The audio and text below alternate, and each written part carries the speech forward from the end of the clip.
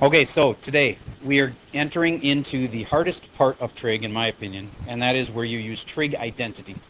It isn't that hard to do once you know all the identities. It's really easy to make the problems work once you know the big list of things, but you have to have these things memorized. We are not going to give you these identities. So here is an example of what I'm talking about. Here is a typical problem that you might have.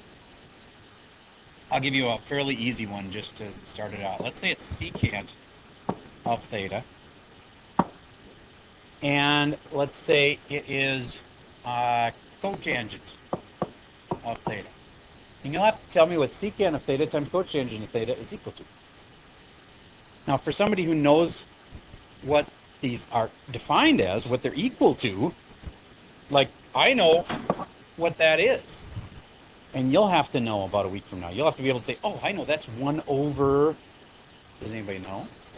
1 over cosine, very good. Okay, and cotangent is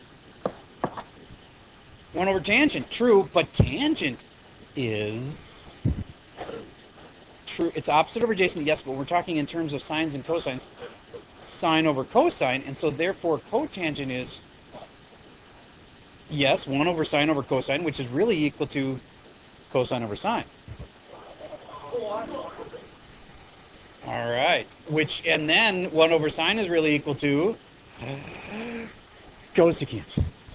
Okay, some people's minds just exploded.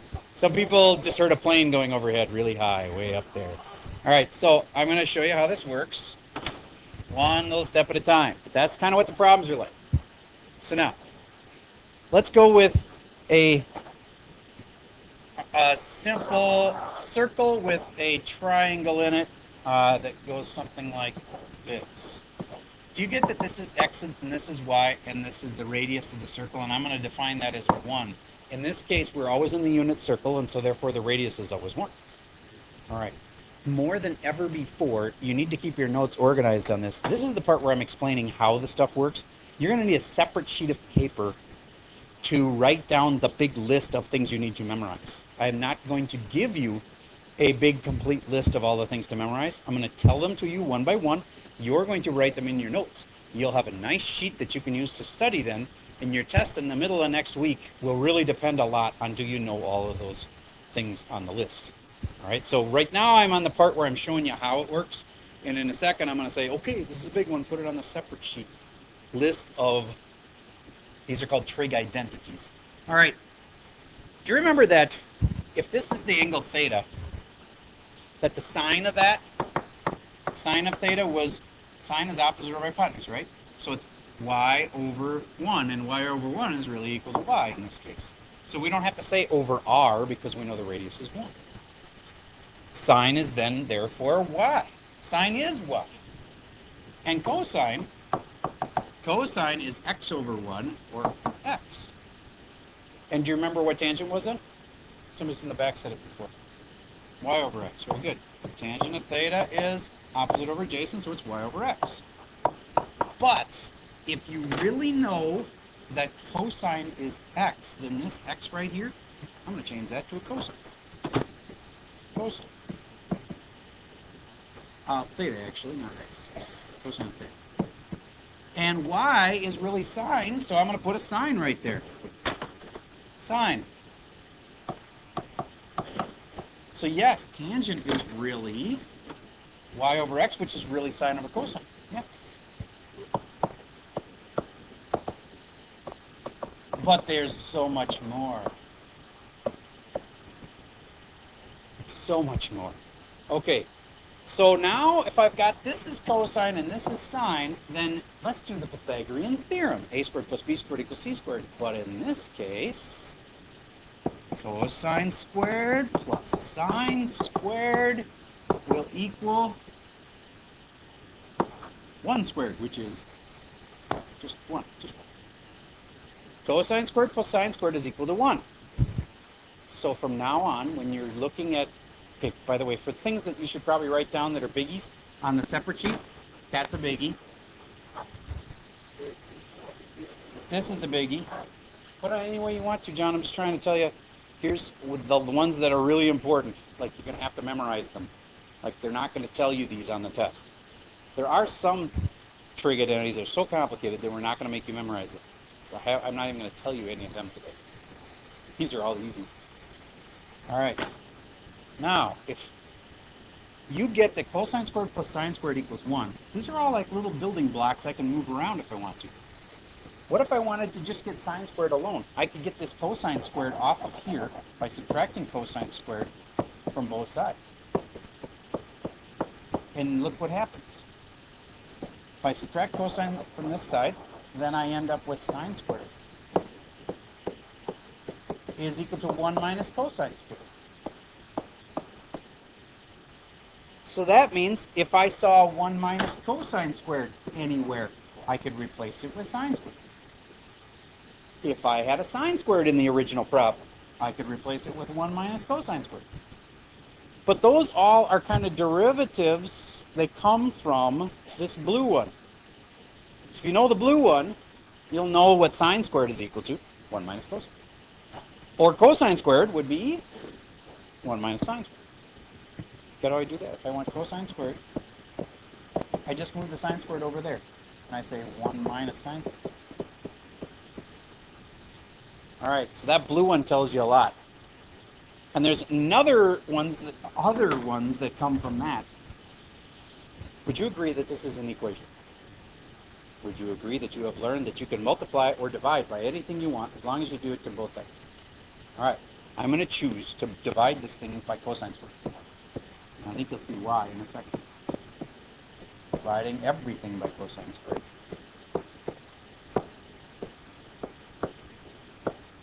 And do you get what that's equal to? 1 plus, what's that equal to? Tangent. And what's that equal to? 1 over cosine is c. And you can get that black equation by taking the blue one and just dividing it by cosine squared, or you can memorize it, or you can memorize it with a little saying. Would you agree that in our society we tend to value tan, as in having a tan? Okay, so wouldn't it be safe to say that the one with the tan is what we seek? All right. So you can use that to memorize this little neato trig identity. The one with the tan is what we seek. And then if I had instead of dividing by cosine squared, if I had divided everything by sine squared, I would have come up with another little saying. The one with the coat is cozy. Huh? Okay. Also on your list of things to memorize. The original one, and this one. The one with the tan is what we seek, and the one with the coat is cozy. Those come up a lot. This is some of the biggies. Guess if I was going to put like number 1, number 2, number 3 kind of rankings out of like 10 things you're going to learn, this is probably one of the ones that's going to come up the most. I'm not going to say it's number 1. It's in the top 3 anyways. There's another thing that's in the top 3. Those things we just are kind of taking for granted, like here, 1 over cosine and secant. I'm going to make you a list of those real quick. What's sine? And by the way, it would work for sine squared as well. Sine is 1 over cosecant. These are the inverses, they're called. Now, do you have a question you wanted to? Go ahead. What's cosine over sine? That is cotangent. Tangent is sine over cosine. And so when you flip it, you get the opposite. All right. So sine is 1 over cosecant. Cosine is 1 over secant. And tangent is 1 over cotangent. But we also know something else for tangent. Remember that one? Close. The other way around. Sine over cosine. So 1 over cotangent is equal to sine over cosine.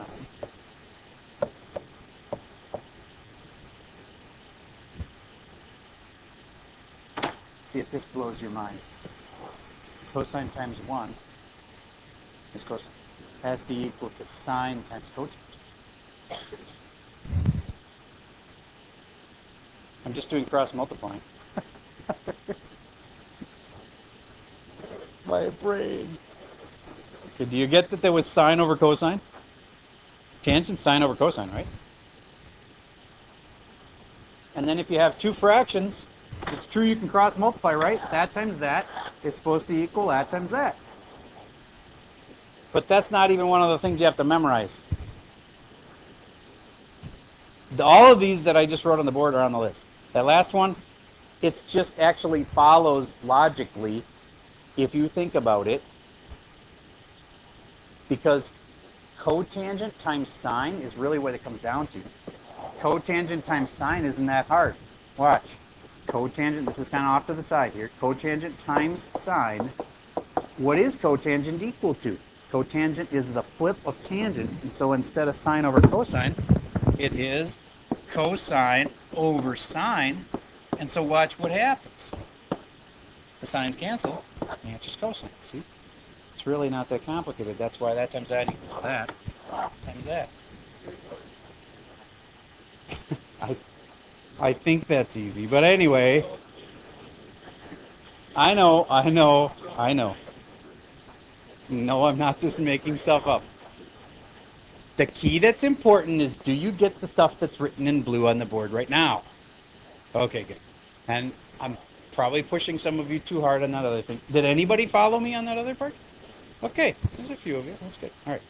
Okay, so as we move on, these are called the inverses. That's got to be on your big list of things to know. These were called, they're a little messy here, this one and this one. The one with the tan is what we seek, and the one with the cot is cozy. And the original one, sine squared plus cosine squared, or vice versa. These can be reversed. It's got to equal 1. Those are really big when those are called the Pythagorean ones, because basically they're based on sine, or a squared plus b squared equals c squared. Okay, so those are going to be really big. Now, believe it or not, you have already learned enough to be able to go back to that original problem that I gave you and nail it. So let's go back. This one. What's secant equal to? 1 over cosine. 1 over cosine. Do you get that? Because secant is a flip of cosine and vice versa. Do you follow that? So I just crossed off this and put that. Do you get that? Okay, good. Cotangent is really what? Sine. Nope, that's cosine. Sine. Tangent is sine over cosine. So this is cosine over sine. And then what happens? Cancel, cancel. Final answer, 1 over sine. But even that has an answer. Cosecant. Do you get how we did that step by step? First step, secant was 1 over cosine. Next one, cotangent was cosine over sine. Then when I multiplied them, I got 1 over sine. And then I had to know that that's inverse was that. All right. Now, and that is one of the easy ones. All right, I told you. But remember, it's not till next week. And by next week, I think I'll be feeling pretty good about this. But there'll be a few on your homework where you'll seriously just be staring at it and going, I have no idea where to start. You'll just be like, 1 minus secant squared? What on earth is that? And then you'll have to look at this list I've given you and try to find secant squared somewhere on it, and then you can try to figure out what to do. All right. There's another set of them that you're going to need to memorize, and these are the opposites.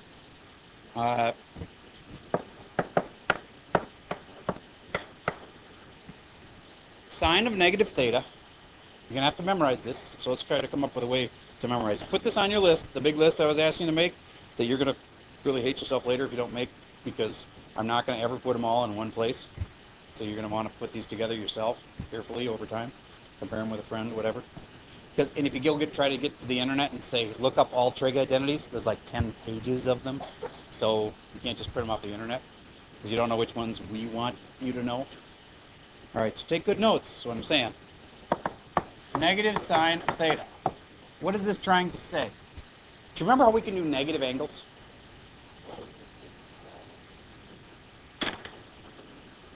Kind of like that. Do you get that I can do sine of a sine of a negative angle? And if I do that, I'm just going to end up, think about this. If I'm doing sine of a negative angle, do you get that the negative angle might be like right there? And is sine the same?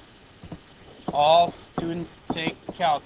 Remember how sine would be positive if I did it up here, but it would be the opposite if I did it down there. That's why there's a negative there. So it actually makes some sense. All of these do if you think about it. And if I try to construct for you why they all work, you'll eventually just forget that they, forget them. And the main thing is to learn this big list. I don't want to give you a background for every single one of them because it'll drive us all crazy. So here's some more of them that you got to have memorized. Tangent of negative theta. So if you do the opposite of tangent, you also get negative. The opposite of what you would have had. Turns negative. But if you do cosine of a negative angle, remember how all students take calc, you know how if you go in a negative angle? Cosine's still positive, isn't it? Therefore, it'll equal just regular cosine of that angle, not the opposite of it. Because cosine, when you go down to a negative angle, it's positive here and here. So cosine will still be positive. So you can't just memorize this as, if you throw a negative in here, you put a negative there, a negative here, and a negative there. You got to know that cosine is the one exception. Do you remember how cosine was the one exception on that other chart too, where sine and tangent were like this, and then cosine was the oddball that was different than the others? Okay, maybe that'll help you to remember it. Okay, so there's a list, kind of important ones. And then all of these have a sister function, and they act the same way. What is the sister of sine?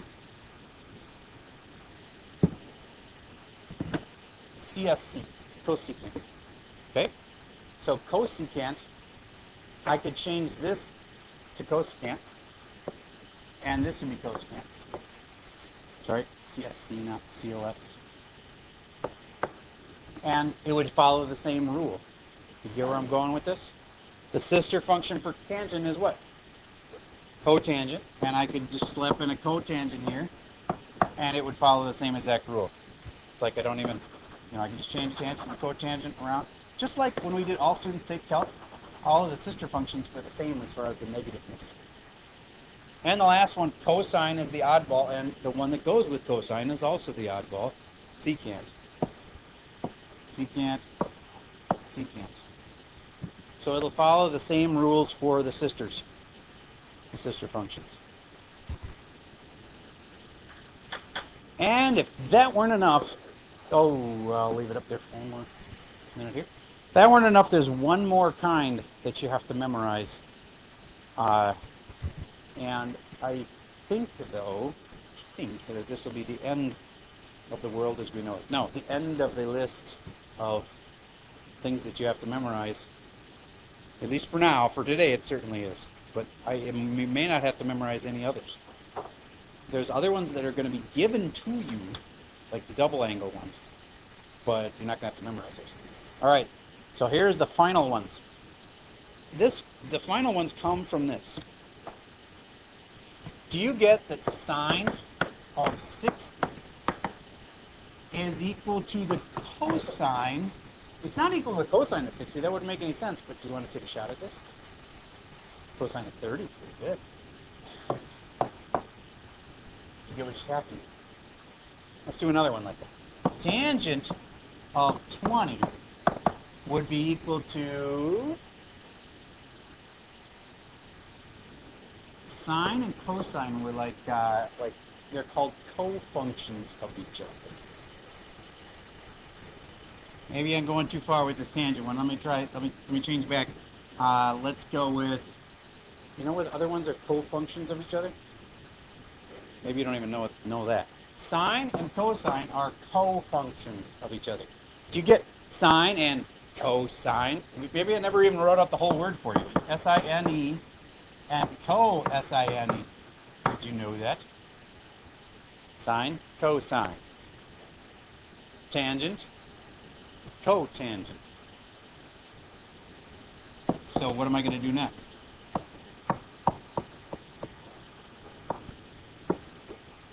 Tangent and cotangent. Tan and cot. They are co-functions, like Batman and Robin. They kind of go together. Like milk and cookies. Like chocolate and peanut butter. Unless you're allergic to peanut butter. Okay. So, sine of 60 goes with cosine of 30. Now you want to try this again? Tangent of 20. I think that goes with cotangent of 70. That's right. And these are not ones to memorize, but as I'm using exact numbers in here, we're going to have a way to memorize it differently. But okay, so last kind, sine, cosine, tangent, what's the other kind? Secant. Secant of, let's say, 50. Cosecant. CS. Cosecant. 40. Because all of these always end up adding up to 90. All right, so that'll help you understand where this next list is coming from, and I'm going to do that right after lunch. Okay, so we're back from lunch. Now, this was all to lead up to, again, sine of 60 goes with cosine of 30. Tangent of 20 goes with cotangent of 70. These are the cofunction ones. And here these are. If you have sine, then of course, what'll that go with? That'll go with its cofunction, cosine. But they don't write them in a way that you'd expect. They don't write like 60 and 30, because you don't know exactly what the angle's going to be. So what they do is they'll say pi over 2 minus theta. That's 90 minus theta. And then the other one must be theta. Get how that works? So this is the typical thing you would see in the problem would be that. So if you haven't already processed this, you need to write this down on that separate sheet that you're making of nice little list of things to memorize. Here we go. It's the last set. These are the cofunctions because sine goes with cosine. And the next one is tangent is going to go with cotangent of theta. And can you predict what's going to go inside there? Pi over 2, and then what? Minus theta. That's it. There you go. You get the pattern. And then the next one would be secant. Goes with what? Cosecant. And that's got to be pi over 2 minus theta again. There we go. So it looks really long and painful, but really once you catch on to the pattern, it's just the cofunctions. Now, is there anything that you've not seen? Well, the only thing you could do is rewrite them the other way. And do you get that I could have cosine here just as well as I could have sine here? And then I could have sine there, because they're still cofunctions. You get what I'm saying? So you could rewrite all the properties that way. Change this tangent into cotangent. Change the cotangent into tangent. But I'm not going to make you rewrite them all that way, but you need to understand that the inverse of all of these is also true. Okay, so now you get this big list of things that kind of can go together. And let me show you some real problems and real solutions to them. Let's do one with the one we just did. Secant of y times sine of pi over 2 minus y. Does that look familiar? Did we just see that one on the list somewhere? Can you tell me which one the answer is just by thinking about it? Sine? Well, I can replace this with cosine, because that's the cofunction, right? Cosine, and then it's not pi over 2 minus y, it's just y, because it would be theta if they had used a theta in the problem, but they used a y. And then it's really now secant of y times cosine of y.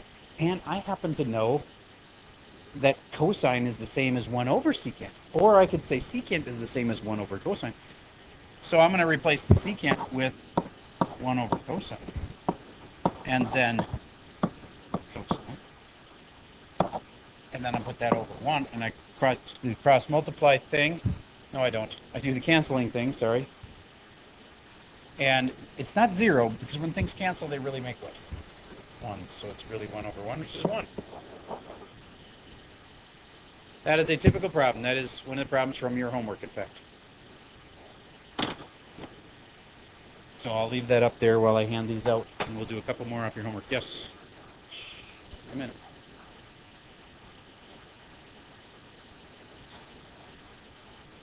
Yes, this part right here is one of those things that I just showed you, except the only difference was that they used theta on the sheet I had you write it down on. Okay, so let's go back to that. Here it is. Sine of pi over 2 minus, look at right here, sine of pi over 2 minus theta. I can replace that with cosine of theta. Or if I had wanted, I could use a y instead of a theta. So where I saw that pi over 2 minus thing, I knew right away that I was going to be crossing this off and putting the cofunction of it, which is cosine. And then you just, instead of using a theta, they used a y, so I used a y. That's how I did that. Yes? They won't be actual numbers. But if it had been, if this had been sine of 60, then I would have done cosine of 30. But they won't do that. They'll use letters, variables. Okay, so let's, I'm going to pause this. I'm going to hand out the worksheet. Okay, got the worksheet handed out. Now we're going to start with problem 2a. 2a reads like this. It says tangent of x cosine x. First of all, do you see that they did not put a time sign in between there? That time sign is assumed. So you can assume there's a time sign in there. Next thing, some smart kid will know a substitution I should do. Yes, tangent is equal to sine over cosine. And then this cosine just drops down. And remember that this is fractions, and fractions play nice with other fractions. So we should change that to over, what? 1. Yes, over 1. And now, do you see something that'll cancel? Cancel, cancel. Final answer, sine of x. And then whenever you got it down to one function, you're done. That's one of the, sometimes you get it down to like sine squared or whatever, but if you can get it down to just one function, you're good. All right, so that was 2a. Let's try, 2b is really easy. You can handle it yourself.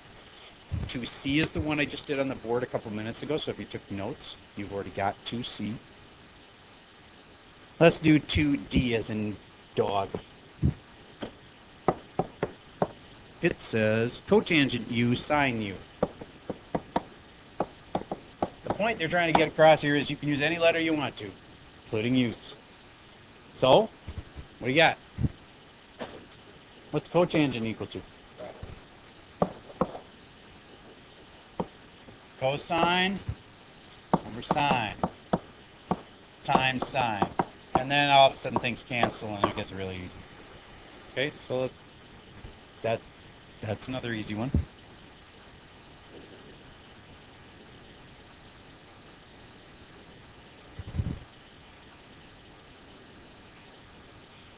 All right, E is an elephant, or elephantiasis if you're more of the negative sort. You never heard of that? It is a condition where for instance, your leg might swell up, and they especially did it because of the leg. The leg will swell up just grotesquely to be like 6 times its size, and it looks like you have an elephant's foot because it's like big blocky foot. So it's basically drainage that should be drained but isn't draining, and it just builds up to be this giant limb. It can be an arm, it can be a leg. It's really awful. Anyway, E is an elephantiasis. Because dark is interesting. Okay, for cosecant elephantiasis, I think you probably just need some sort of antibiotics, I'm guessing. Like, you want to hear about another good one? Oh, the fireworm. Fireworms are awful.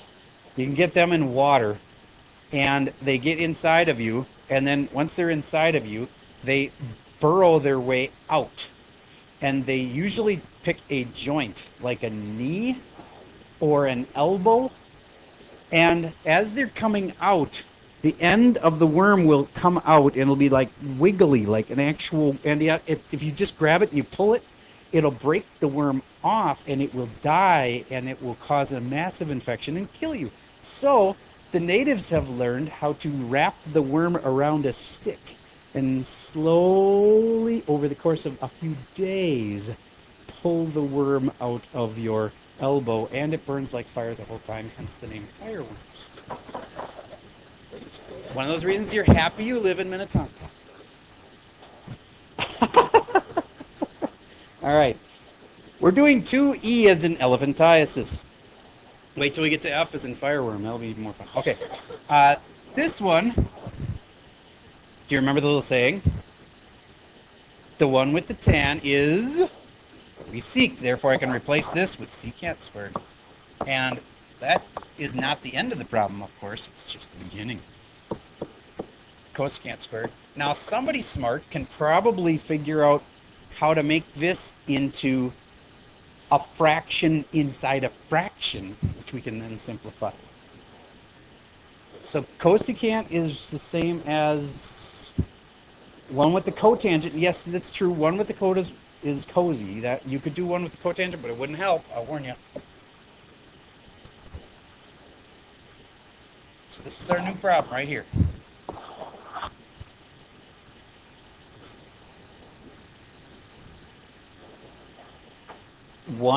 I agree that on the top we could replace that right there with 1 over cosine.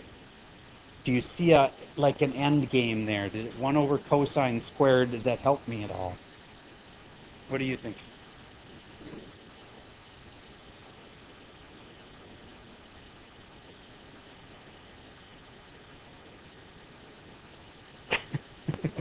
But of course. Okay, why don't you tell me what to change the top to again? 1 over cosine squared, I can agree with that. And then on the bottom, I see where you're going with this. And then you flip and multiply, yes. So I got 1 over cosine squared, and I got times that by the flip of the other one, sine squared over 1, and all of a sudden, what do I have? Sine over cosine, and what's sine over cosine? Tangent. Because sine over cosine is then equal to tangent. E is an elephantiasis. Have you forgotten already? Yes, that was E. It started out like that. Okay, one thing at a time. Do you get, we changed the top. The 1 with the tan is what we seek. Do you get that? Then, secant. Secant is 1 over cosine. Do you agree with that? Cosecant. Do you get that that's 1 over sine? Okay, it is. And then you take the next two and you flip and multiply them because you got a fraction over a fraction, so you flip and multiply the second one. That ends up being this, which ends up being sine over cosine.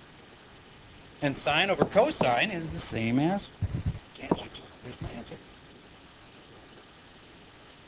Okay, so that's a tougher one. But that is a typical problem that you might see as on the test.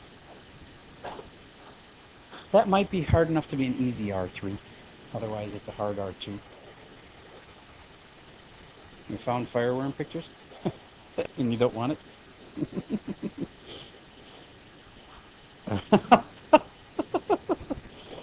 Yeah, you might cause a few people to lose their lunch. Yeah. Okay. So I have a few you can skip. You can skip I as in ignorant. You may skip K as in kryptonite. And you may skip 1D as in donkey. No, you didn't. 1D, not 2D.